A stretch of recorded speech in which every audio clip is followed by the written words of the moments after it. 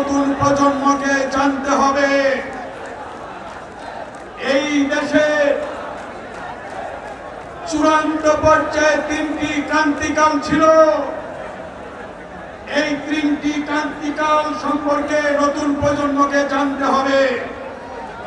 একটি ক্রান্তিকাল 1971 সালের 25শে মার্চ যখন হানাদার বাহিনী আক্রমণ করেছিল, তারপরের দিনই চট্টগ্রামের লালদিঘির ময়দান, চট্টগ্রামের কালুরঘাট বেতার কেন্দ্র থেকে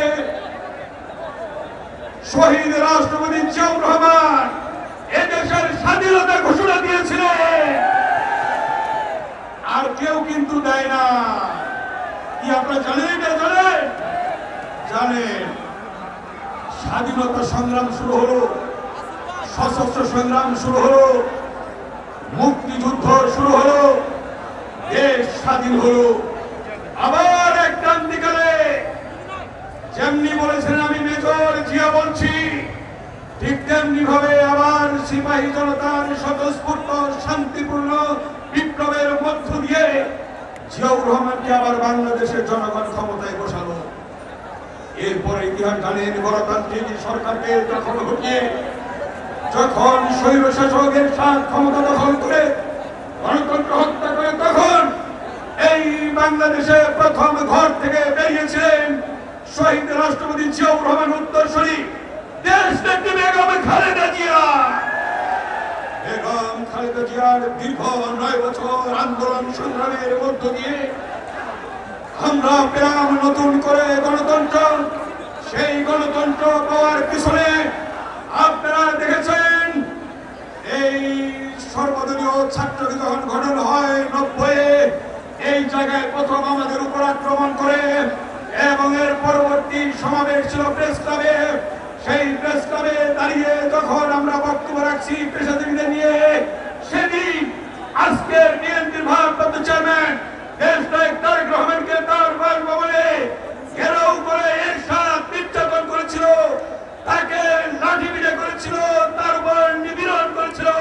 এখনো তারেক রহমানের পিঠে দেখবেন 11টি কালো দাগ আছে।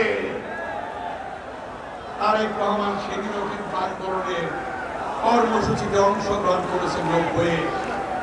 তার পরবর্তী ইতিহাস জানেন, তার পরবর্তী ইতিহাস দীর্ঘ 16টি বছরে প্রায় 1 দশক দেশনায়ক তারেক রহমান আন্দোলনের কর্মসূচি ঘোষণা করেছেন। সেই আন্দোলনের মধ্য দিয়ে আপনারা দেখেছেন যে কথাটি সুদূর প্রসারী চিন্তা করে বলেছিলেন জনাব তারেক রহমান, দেশ যাবে কোন পথে, ফয়সালা হবে। ফয়সালা কোথায় হবে? কে বলেছিলেন? তারেক রহমান। সেই ফয়সালা কিন্তু রাজপথে হয়েছে। তারেক রহমানের বক্তব্য সঠিক হয়েছে। শুধু তাই নয়, তিনি বলেছিলেন দিল্লি নয়, পিন্ডি নয়, অন্য কোন দেশ নয়, সবার আগে সবার আগে কে বলেছিলেন? তারেক রহমান। তার মানে দেশ প্রেমের যে জ্বলন্ত দৃষ্টান্ত, সবার আগে বাংলাদেশ। সেই বাংলাদেশকে নিয়ে এগিয়ে যাওয়ার জন্য তারেক রহমান আজকে আপনাদের সামনে এসেছে। আমরা